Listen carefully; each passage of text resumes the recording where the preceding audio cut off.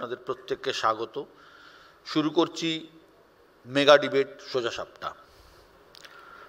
কবি শক্তি চট্টোপাধ্যায় লিখেছিলেন, সে বড় সুখের সময় নয়।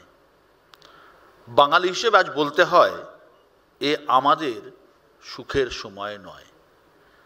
আমার জাতির, আমার রাজ্যের মানুষ যেভাবে দেশের নানা প্রান্তে হেনস্থার শিকার হচ্ছেন, তাতে আমাদের খুশি হওয়ার বা আনন্দ পাওয়ার কোনো কারণ নেই।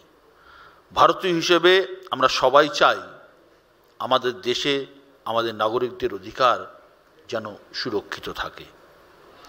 দেশের শত্রু কিংবা দেশের ক্ষতি চায় এমন কেউ যেন কোনোভাবে ভারতে বা আমাদের এই দেশের মাটিতে আশ্রয় না পায়। দেশবাসী হিসেবে সেটা দেখা আমাদের কর্তব্য, কিন্তু বিদেশি বাছাইয়ের ছাঁকনি হিসাবে যদি আমাদের বাংলা ভাষাকে ব্যবহার করা হয়, তাহলে তো প্রশ্ন উঠতেই পারে। কারণ এই ভাষা আমাদের পরিচিতি, আমাদের অস্তিত্বের ভিত্তি। এটা রাজনৈতিক ডিবেটের আসর, তাই রাজনীতির কথায় আসতেই হবে।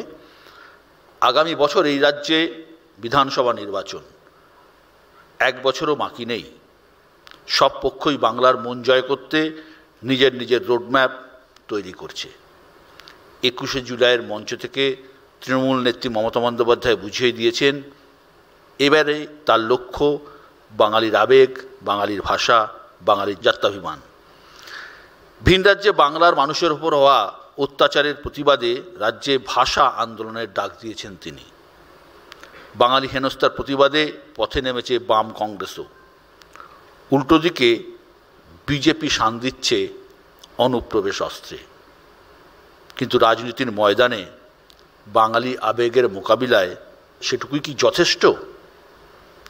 এ নিয়েই আজ আমাদের আলোচনা সোজা সাপটা মেগা ডিবেট। আমাদের আজকের মোশন, বাংলা ভাষাতেই কি বাংলার চাবি? মমতার চ্যালেঞ্জে কি প্যাঁচে বিজেপি? প্রথমেই ডাকব বিজেপির পক্ষে বলার জন্য অধ্যাপক বিমল শঙ্কর নন্দকে। না, আমরা কেউ প্যাঁচে নেই, অত ভয় দেখাবেন না, আমরা ভয়টই পাই না। কেউ আমাদের কিছু বাংলা ভাষা নিয়ে ভাষা আন্দোলন শুরু করছেন, ওই প্যাঁচে ফেলাটা অনেকটাই শুভনন্দন ভাষার মতো, অথবা গর্ধশিক্ষিত বাংলা শব্দের মতো। আমরা অদ্ভুত বাংলায় বাস করি, যেখানে অভিনন্দনের বদলে শুভনন্দন বলা নাকি হয়, এবং সেটা কেউ কেউ আবার বলেও ফেলেন।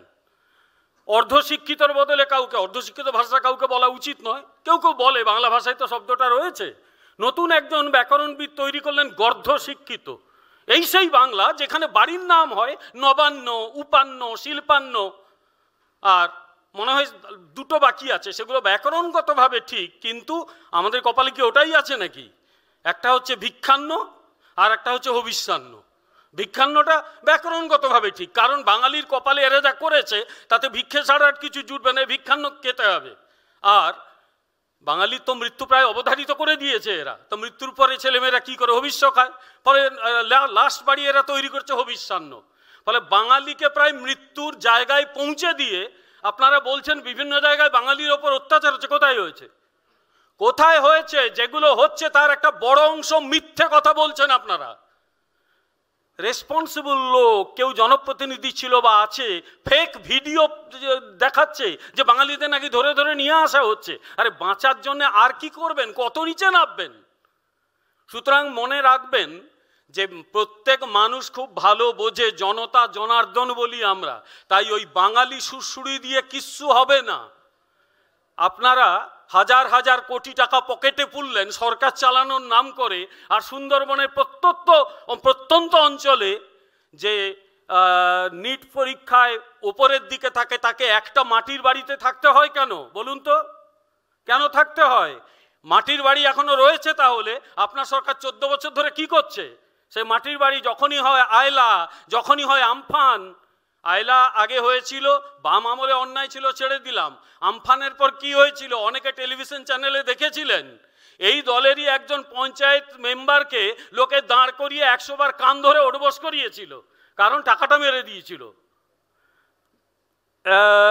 স্কুল শিক্ষকের চাকরি দিতে গিয়ে 26,000-এর চাকরি চলে গেল। ক হাজার কোটি টাকা মেরেছেন আমি জানি না, আমি অর্থনীতি নিয়ে পড়াশোনা করিনি। এর বাঙালির যেখানে যেখানে দেখানোর জায়গা ছিল, কৃতিত্বের জায়গা ছিল, শিক্ষা, যে শিক্ষার সঙ্গে গত 38 বছর ধরে উচ্চশিক্ষার সঙ্গে আমি যুক্ত, অধ্যাপনা করি, লজ্জা লাগে নিজেকে ভাবতে এই রাজ্যে শিক্ষার এই পরিস্থিতি দেখে। চাকরি বিক্রি হয় এবং সেই চাকরি হাটে বাজারে কেনা হয় এবং চোরেদের বাঁচাতে মন্ত্রিসভায় প্রস্তাব পাস হয় যে তাদের চাকরিগুলো রাখবো। আপনারা বাঙালিকে বাঁচাবেন। আর একটা কথা বলি, বাঙালির স্বাস্থ্য নিয়ে খুব গর্ব ছিল এক সময়। তার অর্ধেক 12টা সিপিএম বাজিয়ে দিয়ে গিয়েছিল, বাকি যা ছিল শেষ হয়ে গেল।